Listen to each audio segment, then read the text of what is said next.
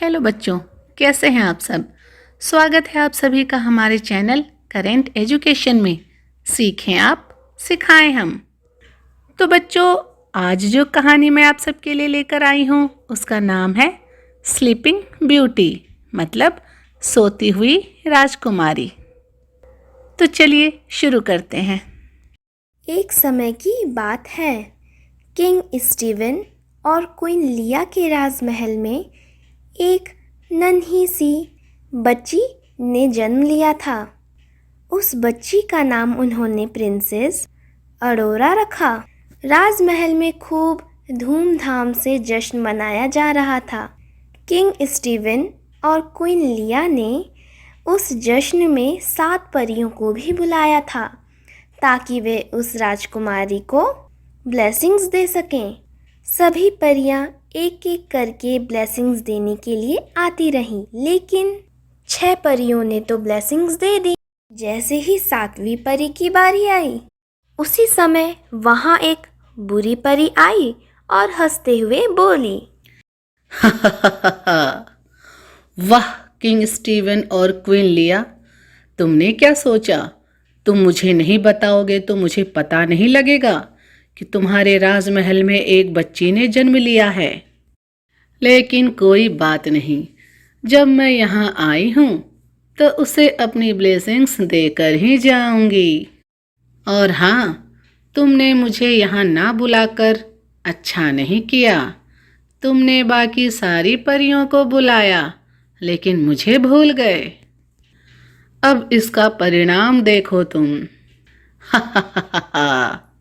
मैं इस बच्ची को यह ब्लेसिंग देती हूँ कि जब इसका 16वां जन्मदिन आएगा उस दिन इसको एक सुई चुभेगी और इसकी मृत्यु हो जाएगी। ऐसा कहकर बुरी परी वहां से चली गई। राजा रानी के साथ 7 परियां भी उदास हो गई। लेकिन 7वीं परी ने राजा और रानी से कहा, किंग स्टीवन, मैं उस बुरी परी के श्राप को खत्म तो नहीं कर सकती, पर हाँ, मैं उसके श्राप के प्रभाव को कम जरूर कर सकती हूँ। मैं इस बच्ची को यह ब्लेसिंग देती हूँ कि इसके 16वें जन्मदिन पर इसे सुई चुभेगी और यह 100 सालों के लिए सो जाएगी। राजकुमारी के साथ साथ पूरा राजमहल भी सो जाएगा। लेकिन जब कोई अच्छा राजकुमार आएगा और राजकुमारी को चूमेगा, तब राजकुमारी के साथ साथ पूरा राजमहल भी जाग उठेगा। इसके बाद सभी परियां वहां से चली गई और राजा रानी वहां मायूस होकर बैठ गए। समय यूं ही गुजरता गया। देखते ही देखते राजकुमारी का 16वां जन्मदिन भी आ गया। लेकिन राजा और रानी बहुत चिंतित थे। उन्होंने राजमहल से सारी नुकीली चीज़ों को हटवा दिया था। उस समय राजकुमारी बगीचे में बैठी हुई थी। तभी राजकुमारी को एक बहुत प्यारा खरगोश दिखाई दिया।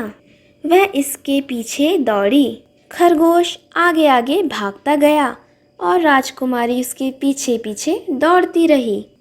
भागते हुए खरगोश एक किले में घुस गया और सीढ़ियों से ऊपर जाने लगा। राजकुमारी भी उसके पीछे पीछे सीढ़ियों पर चढ़ने लगी। तभी उसे एक कमरे में बूढ़ी औरत दिखाई दी। वह उस कमरे के अंदर गई और राजकुमारी ने उस बूढ़ी औरत से पूछा, ये आप क्या कर रही हैं?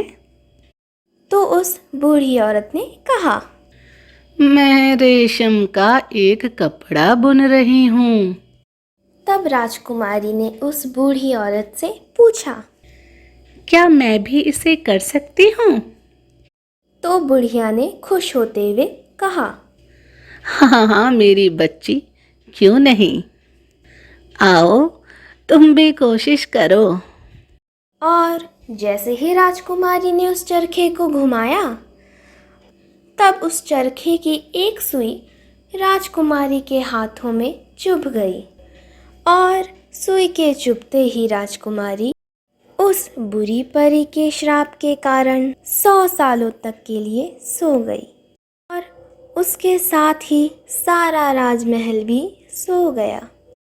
तभी वह बूढ़ी औरत बुरी परी के रूप में बदल गई और जोरों से हंसते हुए बोली, मुझे पता था तुम मेरे इस जाल में जरूर फंसोगी राजकुमारी। चलो अब मैं चलती हूँ, अलविदा। लेकिन बुरी परी को यह नहीं पता था कि उस दिन उसके जाते ही 7वीं परी ने अपनी ब्लेसिंग से उसके श्राप का प्रभाव कम कर दिया था। तभी वहाँ 7 परियां आ गईं और राजकुमारी को राजमहल लेकर गई और उसे एक कमरे में अच्छे से सजा दिया और वहाँ से चली गई। 100 साल बीत गए। तभी उस रास्ते से एक राजकुमार गुजर रहा था। उसकी नज़र उस राजमहल पर पड़ी। वह राजमहल के अंदर गया और उसने देखा कि सभी सैनिक तो सोए हुए हैं।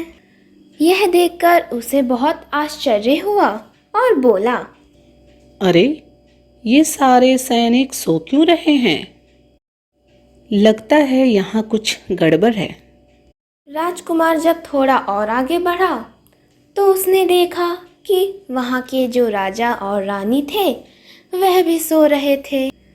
अब तो उसके आश्चर्य की सीमा नहीं रही। वह उस कमरे में गया जहाँ राजकुमारी सो रही थी। उसने देखा कि राजकुमारी सोते हुए बहुत सुंदर लग रही थी। उसे उस राजकुमारी से प्रेम हो गया। प्रेमवश उसने उस राजकुमारी को चूमा। राजकुमार के चूमते ही राजकुमारी श्राप से मुक्त हो गई और वह जग गई और उसके जगते ही सारा राजमहल जग उठा। जब राजा और रानी को पता चला कि इसी राजकुमार के कारण उनकी बेटी श्राप मुक्त हुई है, तब उन्होंने उस राजकुमार के साथ राजकुमारी की शादी निश्चित कर दी। उनकी शादी धूमधाम से हुई।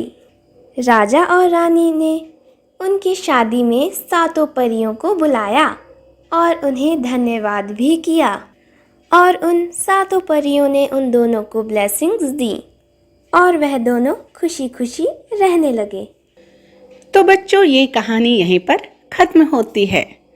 आपको यह कहानी कैसी लगी ज़रूर बताना। जल्दी से इस वीडियो को लाइक करें, शेयर करें, कमेंट करें और जिसने सब्सक्राइब नहीं किया है वो सब्सक्राइब करे।